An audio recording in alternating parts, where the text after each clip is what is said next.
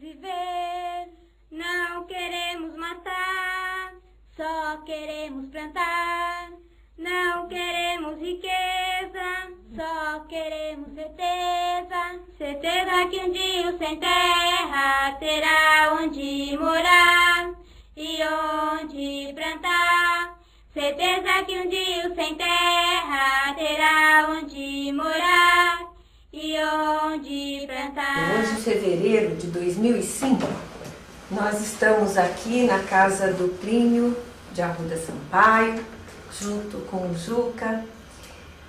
Eu também, que sou Sônia Novaes Moraes, estamos conversando sobre a ABRA, sobre a trajetória dessa Associação Brasileira de Reforma Agrária, que tem uma história muito importante para ser divulgada, para ser conhecida pelas novas gerações. A Sônia começou dizendo que é muito importante essa entidade. E nós estamos reunidos hoje, no dia 15 de fevereiro, ainda sob o impacto da morte, do assassinato da irmã Dorothy, a irmã Dorothy da Comissão Pastoral da Terra, da CPT. Então, para vocês verem, para todos nós nos conscientizarmos de que este é um problema que não está resolvido. Se estivesse resolvido, a troco do que 2 pistoleiros metiriam 7 balas numa mulher de 74 anos que tinha uma Bíblia na mão.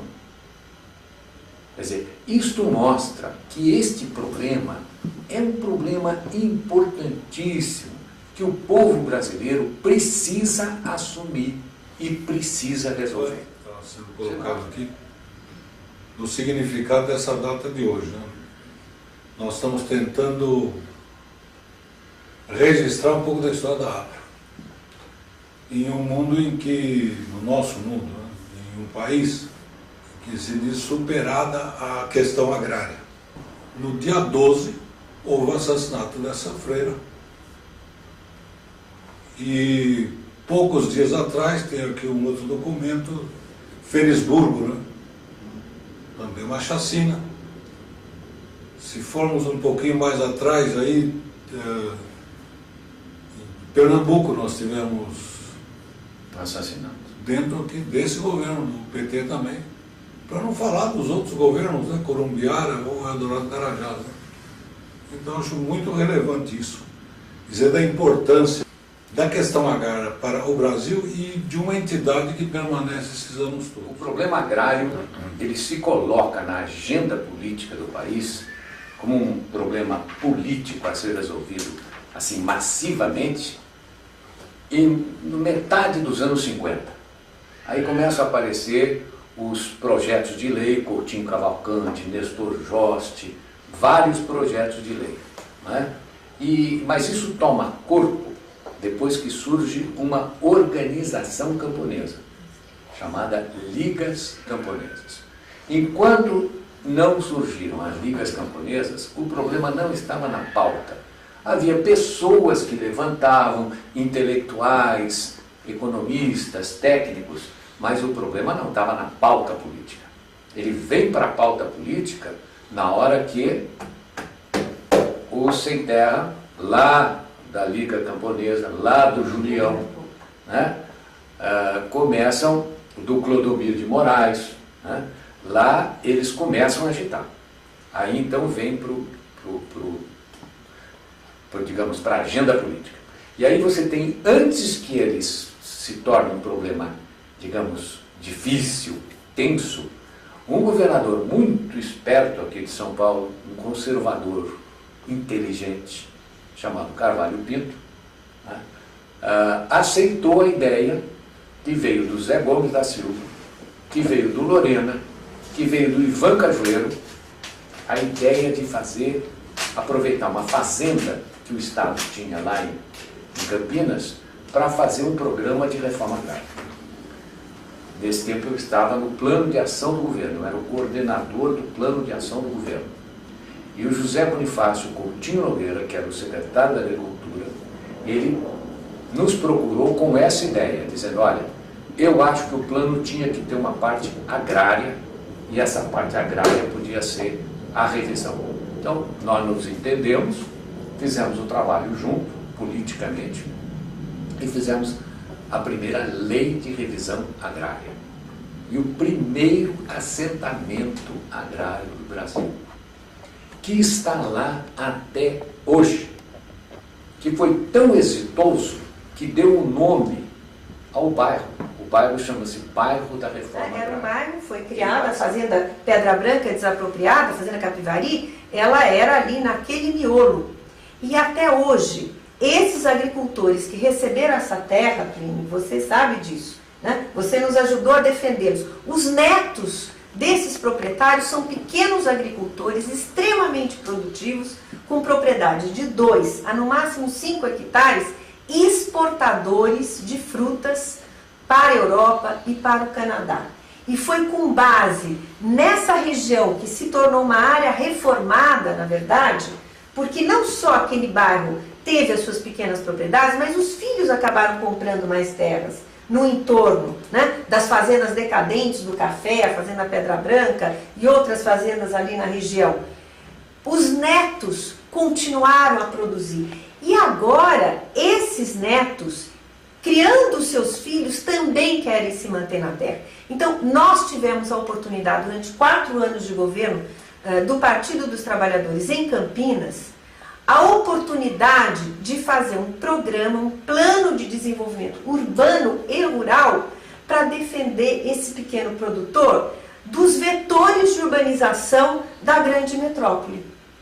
Para especulação imobiliária. Principalmente, o que é difícil, mas a gente tem conseguido com políticas municipais, com apoios com o apoio da própria população que quer se manter lá. E isso para a cidade de Campinas, por exemplo, é uma das coisas mais importantes para ela ter uma qualidade de vida adequada, para ela não virar uma São Paulo, para ela não virar uma outra metrópole, até para a questão ambiental.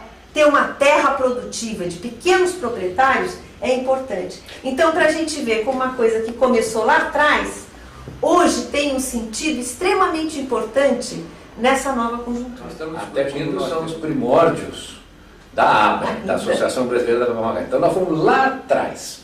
E aliás tem um episódio muito interessante a gente contar aí. Essa lei, a lei da revisão agrária, precisava ter uma lei.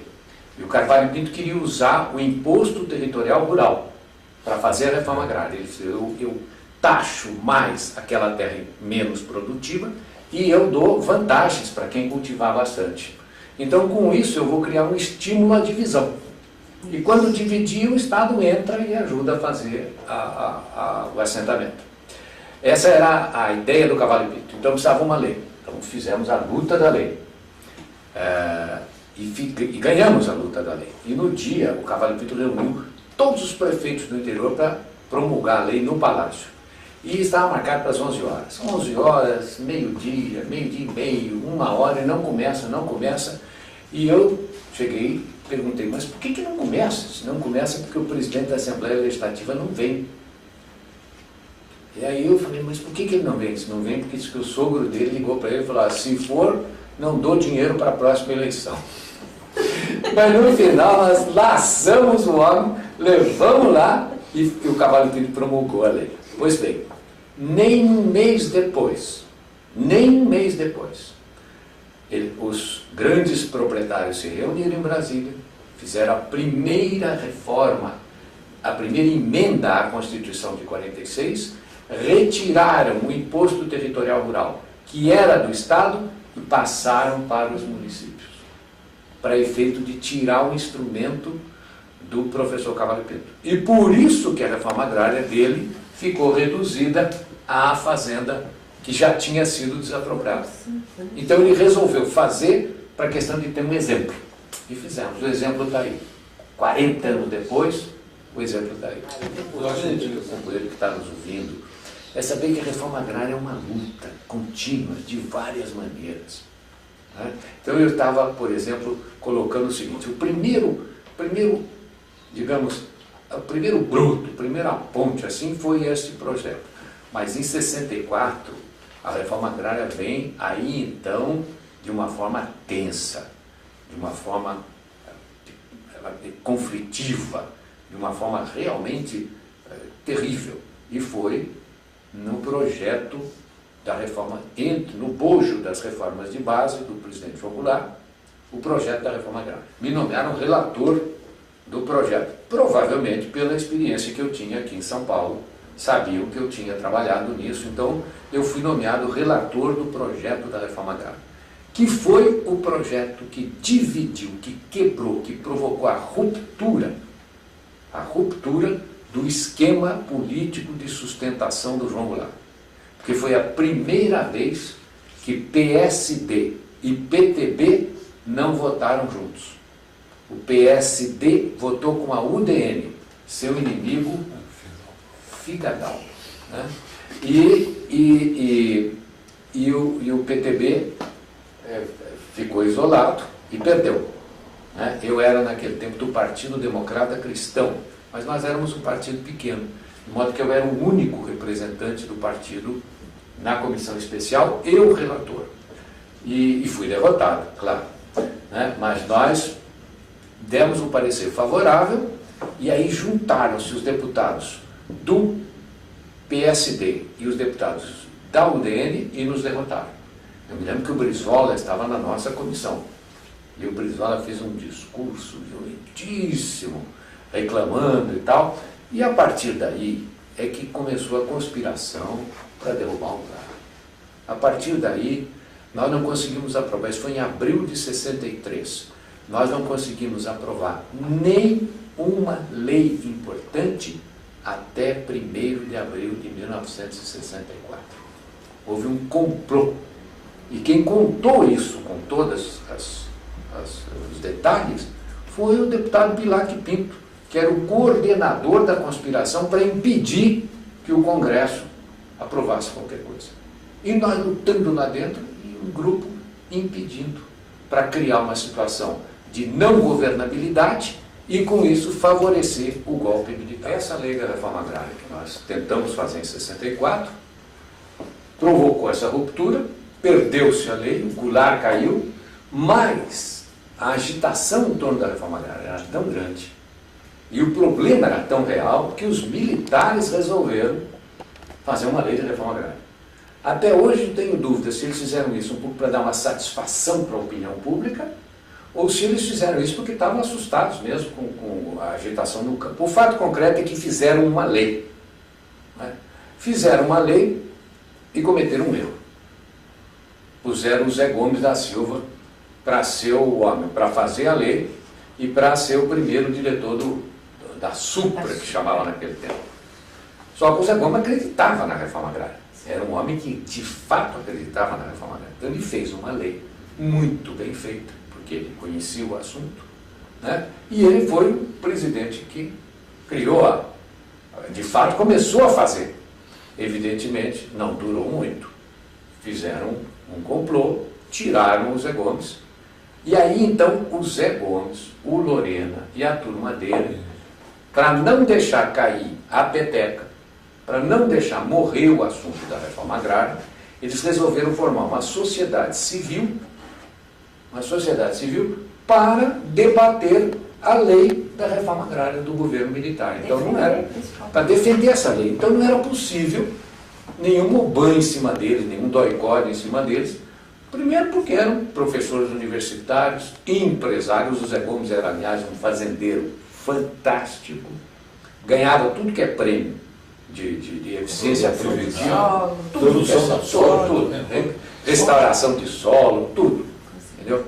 Então ele tinha autoridade técnica, autoridade moral, autoridade, e tinha uma certa imunidade, porque ele não era ninguém podia acusar de ser um subversivo que queria derrubar a ordem. Então aí se fez essa entidade. Eu não estava na Abra quando isso eu ouvia do Zé Gomes, porque eu fui para a Abra em 73, 74 mais ou menos. Mas o Zé Gomes, várias vezes, ele, o Lorena, Plínio, acho que nem tinha voltado para o Brasil ainda, estava no exterior, eles eram chamados para depor no DOPS. Várias vezes, como é que saiu esse artigo, como é que o senhor foi dar uma palestra e falou da questão agrária, da reforma agrária. O Zé Gomes não tinha nenhuma dúvida, pegava o Estatuto da Terra e olha aqui. E principalmente lia a mensagem, que eu não me esqueço nunca o número, a mensagem 33 do Castelo Branco, que se a gente for ler até hoje... Tem uma bruta de fora. É fantástico o que o Castelo fala, por que ele precisava que aquela lei fosse aprovada. É atual até hoje, né? O Zé Gomes saía, pegava a revista da Abra, pegava o estatuto, pegava a mensagem do Castelo Branco e falava na mensagem do Ele tem um conselho que ele dá aos militantes que é fantástico. Ele é o seguinte: olha, o militante que quer transformar o Brasil, ele tem que seguir 3 regras. Primeiro, não se deixar cooptar. Segundo, não se deixar liquidar. Terceiro, trazer vitórias para o povo. Eu acho que ninguém aproveitou tão bem essa lição quanto o Zé Gomes. Porque o Zé Gomes não foi cooptado pela ditadura. Ele serviu a ditadura, ajudou a fazer a lei, mas não foi cooptado. Ele ficou com a reforma agrária. Segundo, não era bobo, não se deixou liquidar. Ele levava o general na mão. Qualquer coisa era o general. Então não podia mexer com ele. Era esperto. Né? E terceiro, deixou a primeira verificação das mortes na terra do Brasil foi feita pela filha dele. Foi. E publicada no nosso boletinzinho. Num boletinzinho mimeografado, simplérrimo. Mas é o primeiro, que depois a CPT pegou e hoje faz isso cientificamente, tudo, mas foi o primeiro. E era uma coragem. 61, Cavalho Pinto, revisão agrária. 64, lei da reforma agrária do João Goulart, derrota. Aí o Zé Gomes funda a Abra junto com Lorena, com o Plínio Moraes, e eles continuam o trabalho. Ele vai dar um novo repunte em 84, com a eleição do Zé Sarney. O fato é que o plano surge de um acordo político, né, da redemocratização. Surge um ministério também, um ministro específico para isso. E aí se repete a história novamente. Você tem um plano em que se propõe, digamos, a aplicação do Estatuto da Terra, com um número significativo de novos assentamentos, né, de reforma agrária. Isso tudo foi bombardeado. Ocorre uma grande celeuma nacional, aí, um debate, em que a mídia claramente toma uma posição contra esses interesses, pró-reforma, né? Surge a União Democrática Ruralista, e acaba saindo um plano lá na época do Sarney, que ele lança no 4º Congresso da CONTAG. Né? Quando em 85 nós fomos para o governo, a Abra ficou quase sem ninguém. Todos foram para Brasília fazer o Plano Nacional da Reforma Agrária da Nova República, que infelizmente também não deu certo. A Abra sempre foi chamada a dizer qual era a situação real do Brasil. Não eram os representantes do governo que iam. Eles preferiam, no exterior, ouvir o que as pessoas, os associados da Abra, tinham a dizer sobre a questão agrária no Brasil. E houve uma destruição, né? Tanto da estrutura, vamos dizer, burocrática que se montou, o ministério, né?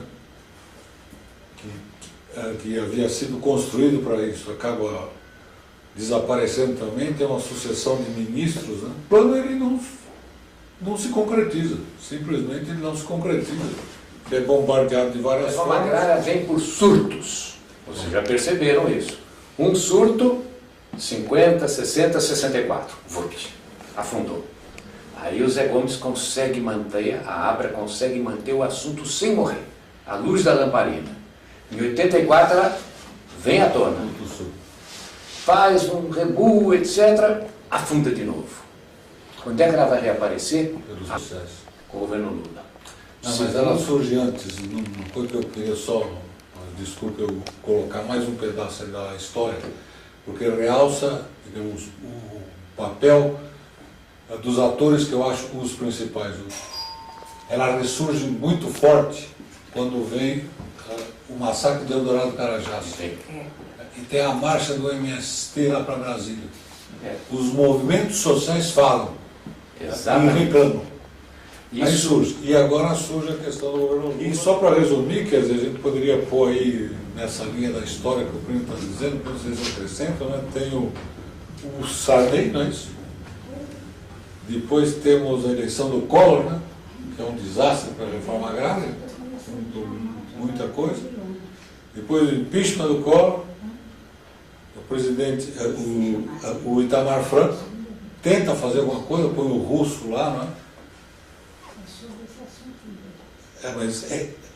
E é pouco tempo, depois vem a época do Fernando Henrique, que eu chamaria de uma época de ilusionismo agrário, tá certo? Porque se dizer que fazia muito, foi se destruindo tudo. Se continuou com os projetos de assentamento disperso. O caso do Fernando foi que ele lançou a divisão no meio agrário. O Fernando, que é uma mente maquiavélica, inclusive entre os... Ele conseguiu lançar uma cunha, dizendo que existem dois tipos de reforma agrária. A reforma agrária via desapropriação de terras, que é violenta, que tem esse problema e tal, e a reforma agrária via compra de terras, que é uma coisa muito mais negociada, uma reforma agrária tranquila. É óbvio, entre a violência e a tranquilidade, todo mundo prefere a tranquilidade. Então, com isso, ele lançou uma divisão. O Fernando foi realmente muito nocivo ao problema agrário no Brasil, porque ele não era um homem de atitudes violentas, ele sempre tinha um tom muito cordial, né? Mas ele realmente foi quem deu a pior paulada no movimento camponês, foi o Fernando Henrique, com essa divisão.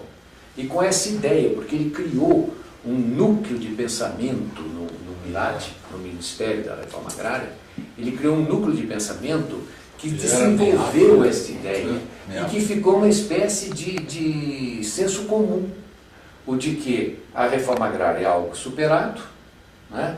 Que o que importa agora é criar uma agricultura familiar ligada ao agronegócio, capaz, entrosada com a dinâmica da agricultura brasileira, e essa dinâmica é puxada pelo agronegócio, e que você tem um aspecto assistencial naquele resíduo que não vai ser incorporado. Então, através disso, você faz uns assentamentos de cunho social. Isso virou senso comum. E se você diz uma coisa diferente, você é olhado como uma pessoa pouco acadêmica, como se você fosse um sujeito mais primitivo no seu pensamento, mais rústico no seu pensamento.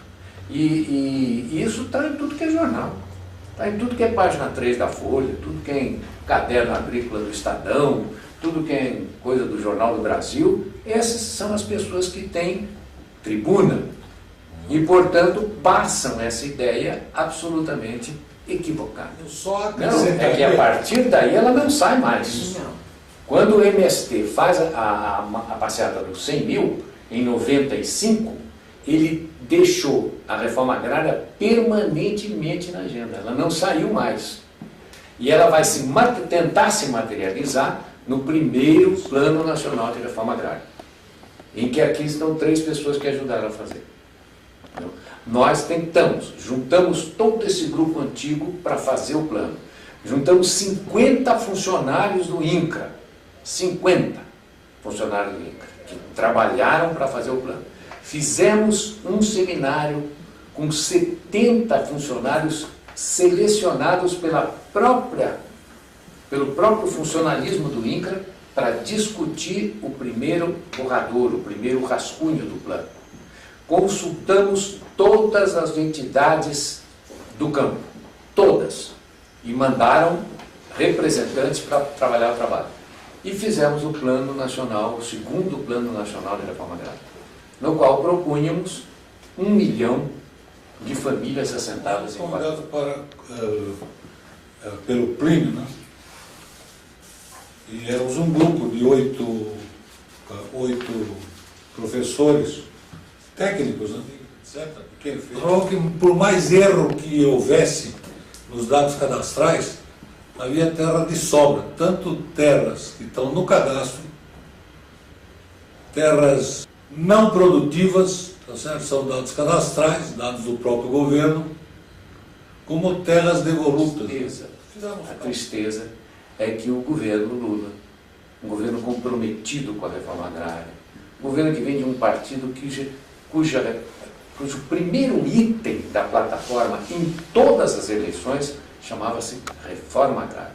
Eu digo à vontade, porque eu fui secretário agrário do PT, fui secretário da Nacional da Agricultura do PT. Então eu estava em todos esses programas, nós fizemos isso. Então a ideia é a seguinte, bom, agora fazemos.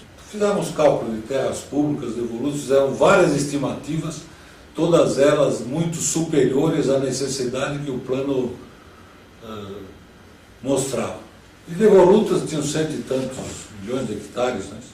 Mas esta política de submissão ao FMI, de submissão ao pagamento da dívida, fez com que o Lula tivesse que cortar pela metade. Cortou pela metade, não tem o mesmo impacto. A reforma agrária, ela precisa ter uma dimensão, uma densidade, senão ela é um programinha.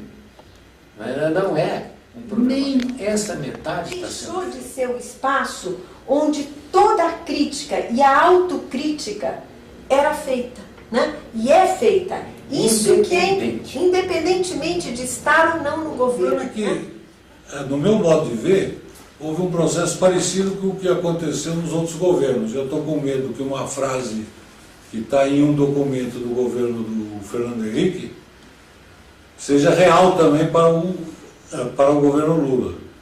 Tem um documento dele logo no primeiro mandato que dizia assim que a história da reforma agrária no Brasil é uma história de oportunidades perdidas. Eu estou vendo outra vez, apesar do esforço de vários companheiros aí,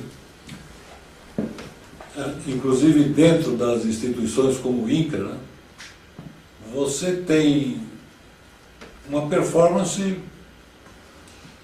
fraca, né, em que não se concretiza com a reforma agrária.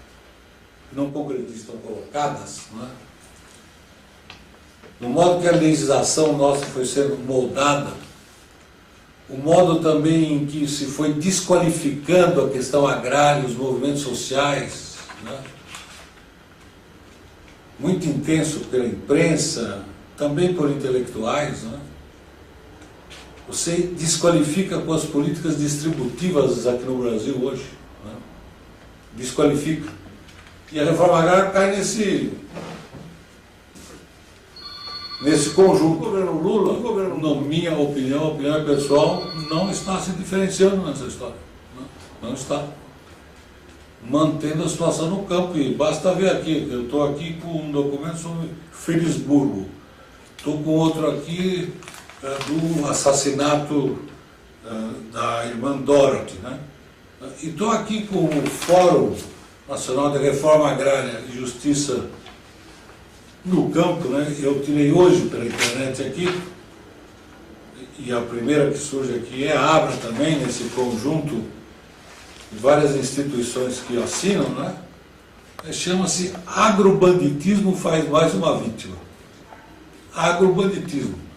Eu acho que se deve ficar muito atento a isso, porque em nome do progresso, em nome do que se chama do milagre do agronegócio, está se encobrindo o que sempre se fez, que é uma política, que é uma postura de exploração da mão de obra no campo, do uso indevido de terras públicas, né? E do uso que não obedece nem às normas constitucionais quanto ao uso social da terra, né? Do solo brasileiro. Bom, eu acho que é importantíssima essa discussão na ABRA. Bom, para mim foi a minha formação toda, né? Se hoje eu consigo ter um trabalho, né, bastante diferenciado na minha profissão, eu devo tudo isso à ABRA, né? E não digo que isso acabou, não, isso está apenas, eu acredito até que no auge. Eu estou aprendendo muito porque a gente aprende os mecanismos de ir discutindo com as novas conjunturas, com as novas realidades. Hoje, com essa experiência da ABRA, com esse legado que a ABRA deixa de documentos, de textos, né, de pessoas que estão envolvidas e que hoje estão em vários postos da administração pública, isso nós conseguimos inovar com essas discussões que nós tivemos. né? Eu acho que todos nós pudemos dar uma contribuição nesse sentido. Hoje eu vejo que, na continuidade do que nós discutimos, hoje eu vejo inclusive essas discussões nos municípios, nos planos diretores municipais, né, da questão agrária e da questão urbana, que é tão séria, né, para o Brasil como um todo, para todos os municípios, para os estados. Nós hoje podemos dizer que a Abra trouxe elementos para cada um de nós podermos andar por todo esse Brasil, né, discutindo essa questão e inovando. Hoje a gente tem material para isso, né? Os textos, quando a gente relê antigos, nós vemos que eles estão muito atuais, né, Juca? Eu acho que isso, infelizmente, né? Mas eles dão elementos. E eu digo que nós temos ainda um caminho muito longo a percorrer. Precisamos continuar bastante insistentes na questão da reforma e não temos a menor vergonha de defender o movimento social. Hoje nós temos essa vantagem de ter um dos únicos movimentos atuantes no Brasil, que é o movimento Sem Terra. Então nós estamos até mais tranquilos para teorizar, para administrar, para trazer novas políticas para o Brasil se tornar uma nação civilizada. O legado, eu acho que a Sônia colocou muito bem, né, todo esse espaço de debate democrático que a Abra sempre foi, né, sempre constituiu, em que as ideias lá foram debatidas e surgiram as críticas importantes para o que estava acontecendo na sociedade e os caminhos, né. Eu só queria acrescentar o seguinte: infelizmente, muito texto escrito lá 15 anos atrás continua atual. Eu disse infelizmente, porque isso mostra que a questão agrária permanece. Então, os jovens, a turma que não conhece, né, tem no acervo que hoje em dia está se colocando em um CD da Abra uma fonte de pesquisa, né, fonte para investigação sobre a questão agrária brasileira. E o importante que eu acho é o seguinte, que é a mensagem final, né, no meu modo de ver, que é a mensagem como professor ou como militante. Infelizmente a questão existe, está aí, e nós temos que resolvê-la. E a Abra é um instrumento muito importante de reunir pessoas, de provocar o debate, de gerar ideias. Essa é a função, na minha opinião, fundamental, né? O grande legado da Abra é a memória. O país que não tem memória não tem futuro. O país que não tem memória, que não lembra o que aconteceu no passado, não sabe como se comportar no presente. De modo que a Abra, ela é a memória dos intelectuais independentes que proclamaram há 30 e tantos anos que este problema precisa ser resolvido. Esse é o grande legado da Abra. Não queremos morrer, só queremos viver. Não queremos matar, só queremos plantar. Não queremos riqueza, só queremos certeza. Certeza que um dia o sem terra terá onde morar e onde plantar. Certeza que um dia o sem terra terá onde morar e onde plantar. Que tem terra no Brasil para distribuir para todas as famílias do campo. Não queremos matar, só queremos plantar.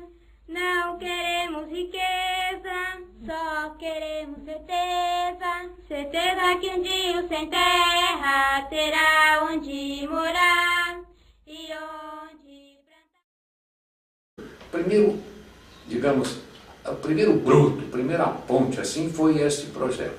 Mas em 64, a reforma agrária vem aí então de uma forma tensa, de uma forma conflitiva, de uma forma realmente terrível. E foi no projeto da reforma, no bojo das reformas de base do presidente Goulart, o projeto da reforma agrária. Me nomearam relator do projeto, provavelmente pela experiência que eu tinha aqui em São Paulo, sabiam que eu tinha trabalhado nisso, então eu fui nomeado relator do projeto da reforma agrária, que foi o projeto que dividiu, que quebrou, que provocou a ruptura do esquema político de sustentação do João Goulart.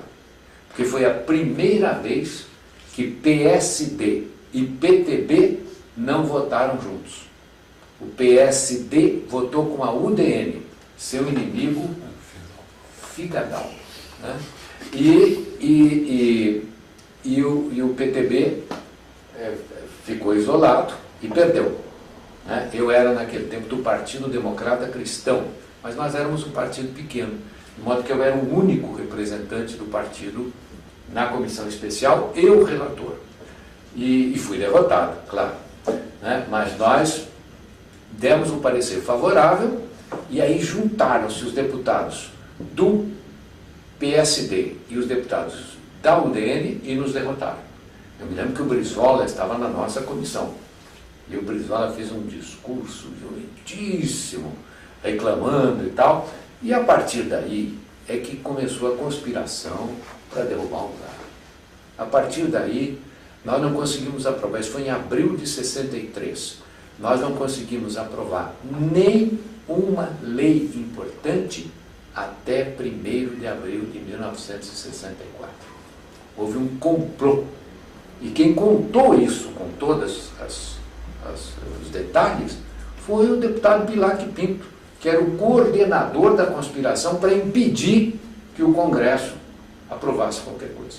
E nós lutando lá dentro e um grupo impedindo, para criar uma situação de não governabilidade e com isso favorecer o golpe militar. Essa lei da reforma agrária que nós tentamos fazer em 64 provocou essa ruptura, perdeu-se a lei, o Goulart caiu, mas a agitação em torno da reforma agrária era tão grande e o problema era tão real que os militares resolveram fazer uma lei de reforma agrária.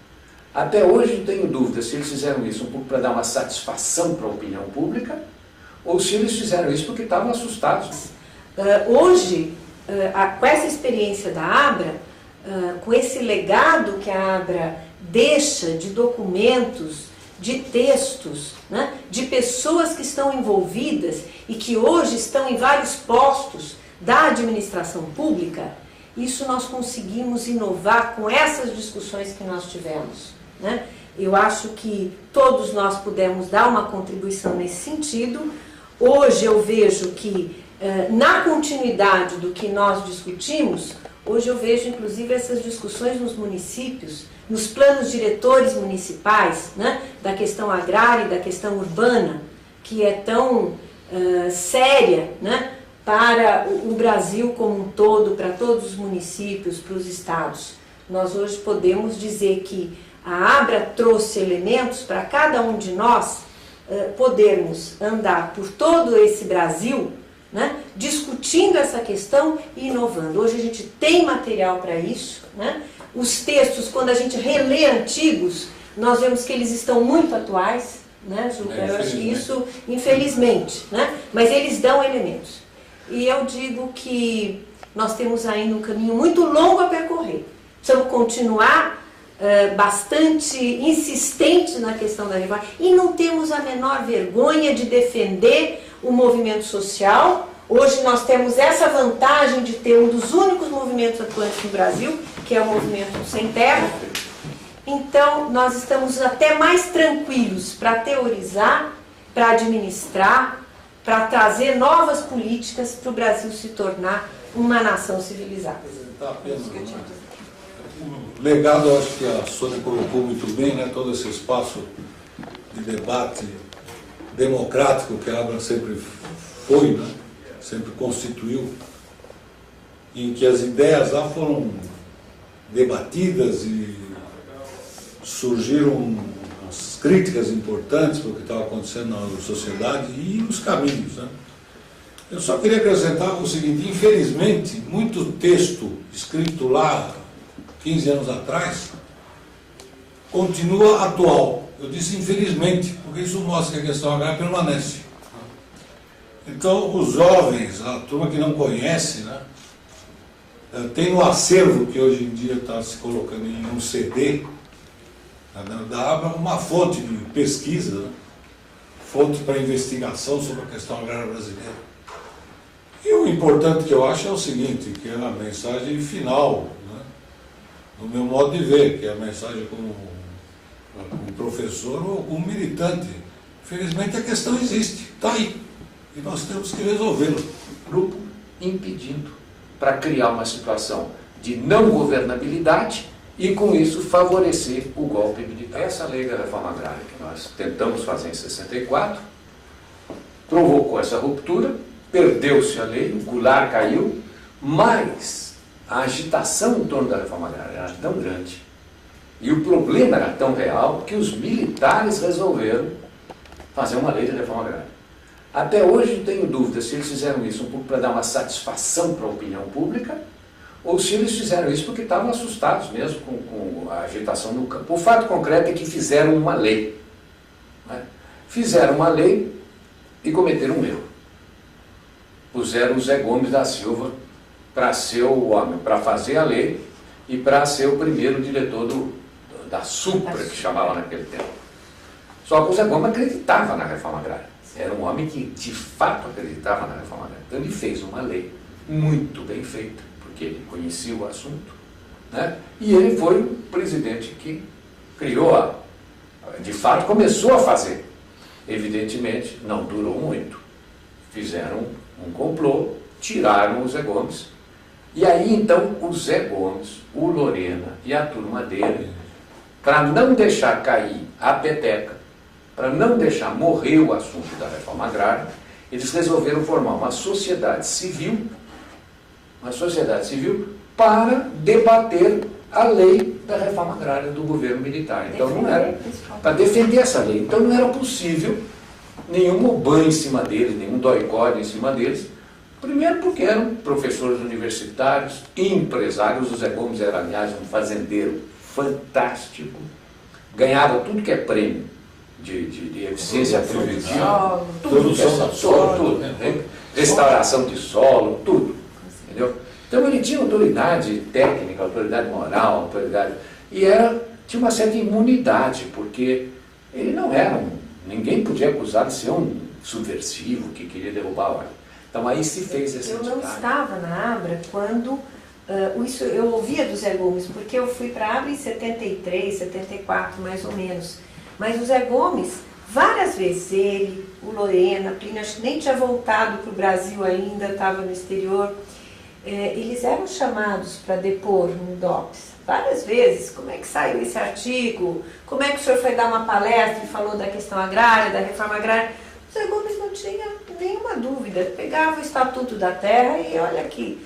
E principalmente lia a mensagem, que eu não me esqueço nunca o número, a mensagem 33 do Castelo Branco, que se a gente for ler até hoje... Tem uma bruta de fora. É fantástico! Naquele tempo. Só que o Zé Gomes acreditava na reforma agrária. Era um homem que de fato acreditava na reforma agrária. Então ele fez uma lei muito bem feita, porque ele conhecia o assunto, né? E ele foi o presidente que criou, de fato começou a fazer. Evidentemente não durou muito. Fizeram um complô, tiraram o Zé Gomes. E aí então o Zé Gomes, o Lorena e a turma dele, para não deixar cair a peteca, para não deixar morrer o assunto da reforma agrária, eles resolveram formar uma sociedade civil para debater a lei da reforma agrária do governo militar. Então não era para defender essa lei. Então não era possível nenhum banho em cima deles, nenhum dói-code em cima deles. Primeiro porque eram professores universitários, empresários. O Zé Gomes era, aliás, um fazendeiro fantástico. Ganhava tudo que é prêmio de eficiência produtiva, tudo, restauração de solo, tudo. Entendeu? Então ele tinha autoridade técnica, autoridade moral, autoridade. E tinha uma certa imunidade, porque ele não era ninguém podia acusar de ser um subversivo que queria derrubar a ordem. Então aí se fez essa Eu não estava na Abra quando isso eu ouvia do Zé Gomes, porque eu fui para a Abra em 73, 74 mais ou menos. Mas o Zé Gomes, Várias vezes ele, o Lorena, Plínio, acho que nem tinha voltado para o Brasil ainda, estava no exterior, eles eram chamados para depor no DOPS. Várias vezes, como é que saiu esse artigo, como é que o senhor foi dar uma palestra e falou da questão agrária, da reforma agrária. O Zé Gomes não tinha nenhuma dúvida, pegava o Estatuto da Terra e olha aqui. E principalmente lia a mensagem, que eu não me esqueço nunca o número, a mensagem 33 do Castelo Branco, que se a gente for ler até hoje... É uma bruta de fora. É fantástico o que o Castelo fala, por que ele precisava que aquela lei fosse aprovada. É atual até hoje, né? O Zé Gomes saía, pegava a revista da Abra, pegava o Estatuto, pegava a mensagem do Castelo Branco e falava na mensagem do Estado. Ele tem um conselho que ele dá aos militantes que é fantástico. Ele é o seguinte, olha, o militante que quer transformar o Brasil, ele tem que seguir 3 regras. Primeiro, não se deixar cooptar. Segundo, não se deixar liquidar. Terceiro, trazer vitórias para o povo. Eu acho que ninguém aproveitou tão bem essa lição quanto o Zé Gomes. Porque o Zé Gomes não foi cooptado pela ditadura. Ele serviu a ditadura, ajudou a fazer a lei, mas não foi cooptado. Ele ficou com a reforma agrária. Segundo, não era bobo. Não se deixou liquidar. Quanto ao uso social da terra, né, do solo brasileiro. Bom, eu acho que é importantíssima essa discussão na Abra. Bom, para mim foi a minha formação toda, né? Se hoje eu consigo ter um trabalho, né, bastante diferenciado na minha profissão, eu devo tudo isso à Abra, né? E não digo que isso acabou, não. Isso está apenas, eu acredito, até que no auge. Eu estou aprendendo muito porque a gente aprende os mecanismos de ir discutindo com as novas conjunturas, com as novas realidades.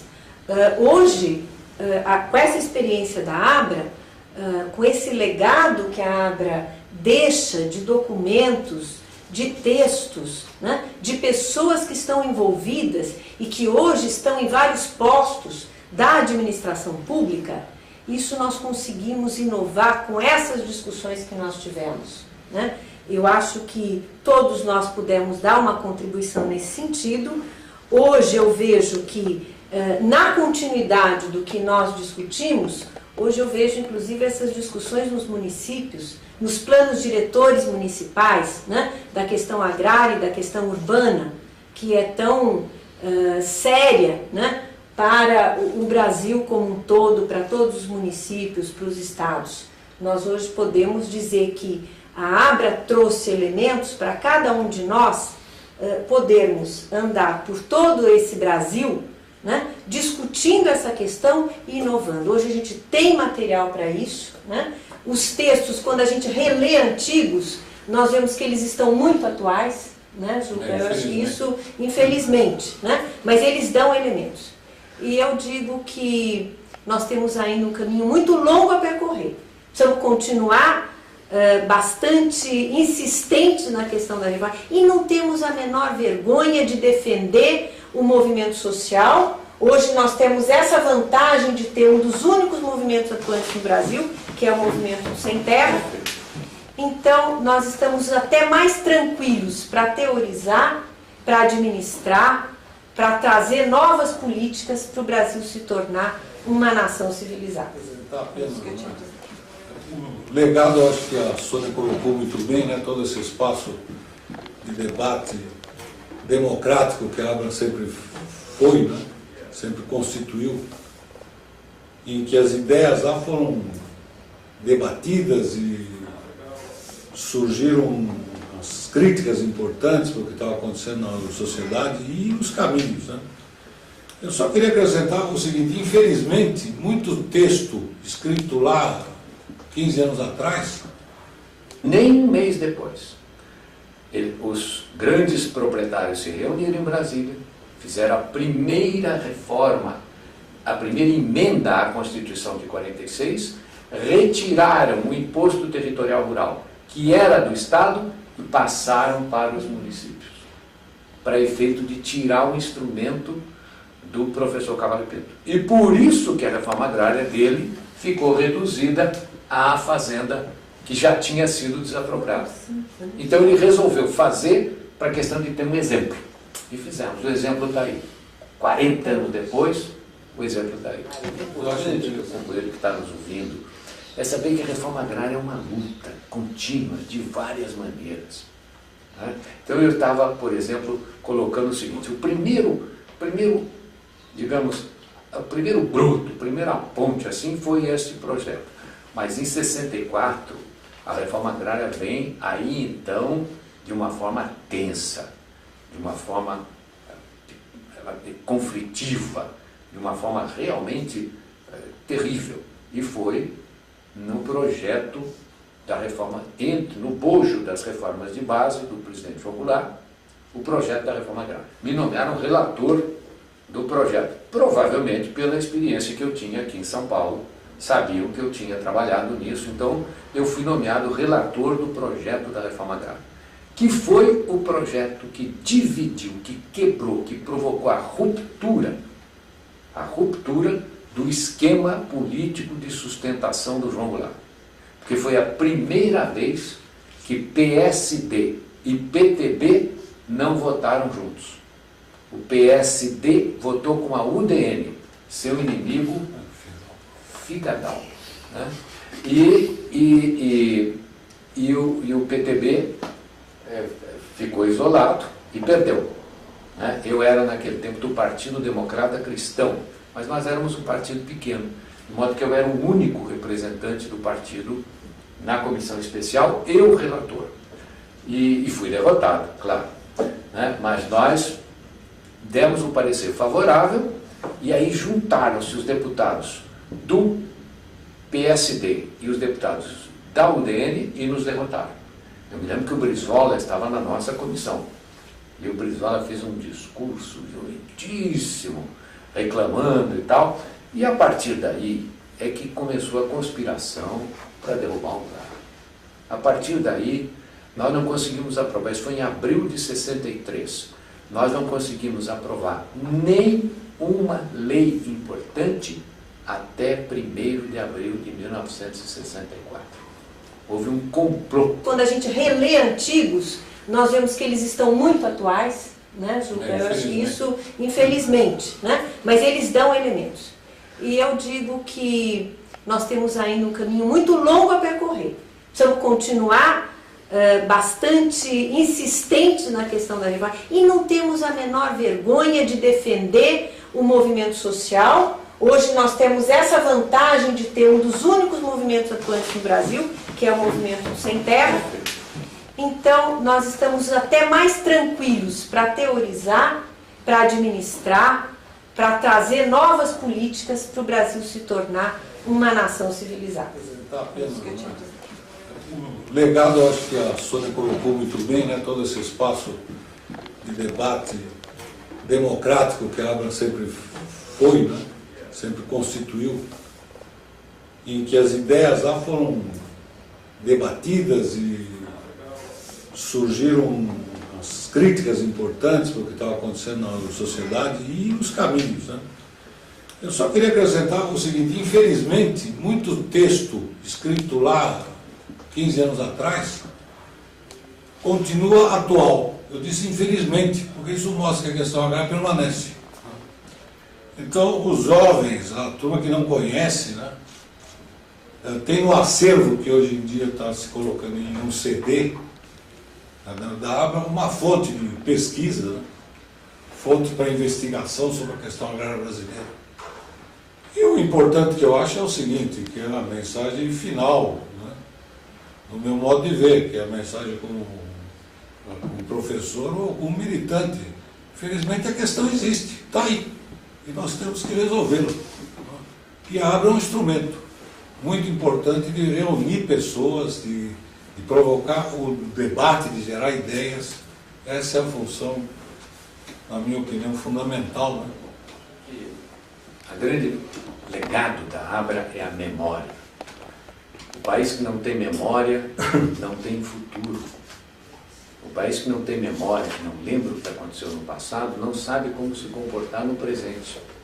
De modo que a Abra, ela é a memória dos intelectuais independentes que proclamaram há 30 e tantos anos que este problema precisa ser resolvido. Esse é o grande legado da AME. Não queremos morrer, só queremos viver. Não queremos matar, só queremos plantar. Não queremos riqueza, só queremos certeza. Certeza que um dia o sem terra terá onde morar. Mas no final nós laçamos o homem, levamos lá e o Cavalo Pinto promulgou a lei. Pois bem, nem um mês depois, os grandes proprietários se reuniram em Brasília, fizeram a primeira reforma, a primeira emenda à Constituição de 46, retiraram o imposto territorial rural, que era do Estado, e passaram para os municípios, para efeito de tirar o instrumento do professor Cavalo Pinto. E por isso que a reforma agrária dele ficou reduzida à fazenda que já tinha sido desapropriada. Então ele resolveu fazer para a questão de ter um exemplo. E fizemos. O exemplo está aí. 40 anos depois, o exemplo está aí. O companheiro que está nos ouvindo é saber que a reforma agrária é uma luta contínua, de várias maneiras. Então eu estava, por exemplo, colocando o seguinte: o primeiro bruto, a primeira ponte assim foi este projeto. Mas em 64, a reforma agrária vem aí então de uma forma tensa, de uma forma conflitiva, de uma forma realmente terrível. E foi no projeto da reforma, no bojo das reformas de base do presidente João Goulart, o projeto da reforma agrária. Me nomearam relator do projeto, provavelmente pela experiência que eu tinha aqui em São Paulo, sabiam que eu tinha trabalhado nisso, então eu fui nomeado relator do projeto da reforma agrária, que foi o projeto que dividiu, que quebrou, que provocou a ruptura do esquema político de sustentação do João Goulart. Porque foi a primeira vez que PSD e PTB não votaram juntos. O PSD votou com a UDN, seu inimigo Figadal. Né? E o PTB ficou isolado e perdeu. Né? Eu era, naquele tempo, do Partido Democrata Cristão, mas nós éramos um partido pequeno, de modo que eu era o único representante do partido na comissão especial e o relator. E fui derrotado, claro. Né? Mas nós demos um parecer favorável e aí juntaram-se os deputados do PSD e os deputados da UDN e nos derrotaram. Eu me lembro que o Brizola estava na nossa comissão e o Brizola fez um discurso violentíssimo, reclamando e tal, e a partir daí é que começou a conspiração para derrubar o Goulart. A partir daí, nós não conseguimos aprovar, isso foi em abril de 63.